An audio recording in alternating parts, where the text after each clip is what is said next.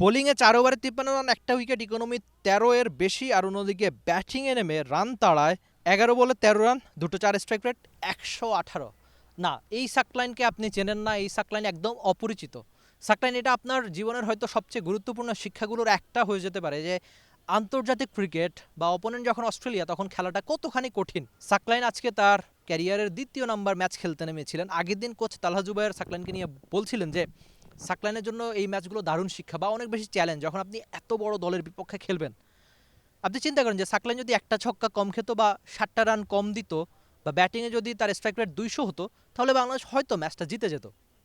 সাকলাইন এই ম্যাচ এককভাবে হারিয়েছেন আমি সেটা বলছি না, বাংলাদেশের বাকি ব্যাটারদের, বাকি বোলারদেরও অবশ্যই দায় রয়েছে, যেভাবে একটা টিম গেম আর কি ক্রিকেট। একজন ক্রিকেটার খারাপ খেললেই যে দল হেরে যায় তা না, একটা টিম গেম হয়েই বাংলাদেশ দলকে জিততে হবে, যেটা আগে পরে বাংলাদেশ দেখিয়েছে যে একজন বোলারের, একজন ব্যাটারের খারাপ দিন যেতেই পারে, এটা খুবই স্বাভাবিক ক্রিকেটে। কারণ ক্রিকেট এমন একটা খেলা, আপনি প্রত্যেক দিন ভালো করবেন না। সব মশার বিরুদ্ধে সুরক্ষা দিতে এলো বসুন্ধরা এক্সট্রিম অ্যারোসল, মশার বিরুদ্ধে এক্সট্রিম সুরক্ষা। তার ক্যারিয়ারের শুরু তো আজকে অনেক বেশি সমালোচনা হবে, অনেক বেশি আলোচনা হবে সাকলাইনকে নিয়ে। কেন সাকলাইন একাদশে, কেন তাকে দরকার বাংলাদেশের ক্রিকেটে, সাকলাইনকে বাদ দাও, অনেক সমালোচনা হবে। ফেসবুকে হয়তো অলরেডি সমালোচনা শুরু হয়ে গেছে বা আপনি নিজেও সমালোচনা করেছেন। কিন্তু আপনি ওই সাকলাইনকে মনে করেন যে সাকলাইন বিপিএলে তার নামের সঙ্গে কত ৯-এর মতো উইকেট ছিল, ইকোনমি একদম ৬-এর আশপাশ ছিল, তিনি রাজশাহীর হয়ে যেভাবে খুব ভালো পারফরমেন্স করেছেন। না, আমি বলছি না যে বিপিএল আর আন্তর্জাতিক ক্রিকেট বাংলাদেশ দলের হয়ে খেলা একই রকম জিনিস, না তা না। আন্তর্জাতিক ক্রিকেট আর বিপিএল এর পার্থক্য অনেক বেশি। সেই পার্থক্য যত কমানো যায় ততই বড় ক্রিকেটার হয়ে ওঠে একজন ক্রিকেটার।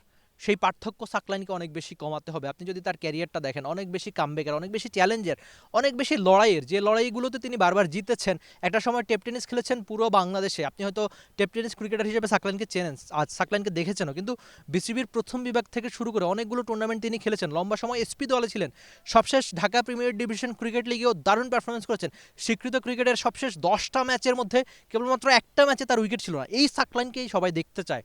আমি আবারও বলছি যে তার ২ নম্বর ম্যাচটা অস্ট্রেলিয়ার সঙ্গে একদমই খারাপ গিয়েছে। আপনি নিজেও হয়তো তাকে নিয়ে সমালোচনা করছেন যে কেন সাকলাইন একাদশে, কেন শরীফুল বা তাসকিনদের মতো পেসারকে না খেলিয়ে কেন অলরাউন্ডার সাকলাইনকে খেলানো হয়েছে, যিনি ব্যাটিংয়ে খুব বেশি ভালো করতে পারেন না, তার স্ট্রাইক রেট ১২০ থেকে কম, তিনি বোলিংয়ে ইকোনমি ১৩। এমন একটা দিন, এমন একটা খারাপ ম্যাচ যে কোনো ক্রিকেটারের জীবন আসতেই পারে, সেটা ক্যারিয়ারের শুরুতে হওয়াতে হয়তো আরও ভালো। সামনের দিনগুলোতে একজন সাকলাইন দারুণ করুক, কাম ব্যাক করুক, সেটাই বোধ করি আমার একার চাওয়ান। আপনি যদি ক্রিকেট ফ্যান হয়ে থাকেন, আপনি যদি বাংলাদেশ ক্রিকেটের ভালো চান, আপনি নিজেও হয়তো তা চাইবেন। সাকলাইন ভালো করুক, মাঠে ক্রিকেটে সাকলাইন একটা কামব্যাক করুক। দেখা যাক সাকলাইন পরের ম্যাচগুলোতে সুযোগ পান কিনা, আর পেলেও বাংলাদেশের হয়ে কেমন করে থাকেন একজন সাকলাইন। Rifat Emil, T sports, Chittagong.